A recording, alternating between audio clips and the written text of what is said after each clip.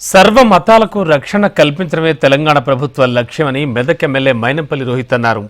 కాంగ్రెస్ ప్రభుత్వం వచ్చిన సంవత్సర కాలంలో 30 కోట్లతో మెదక్ చర్చిని అభివృద్ధి చేశామన్నారు. మెదక్లోని ఓ గార్డెన్లో క్రిస్మస్ వేడుకల్లో పాల్గొని కేక్ కట్ చేశారు ఆయన.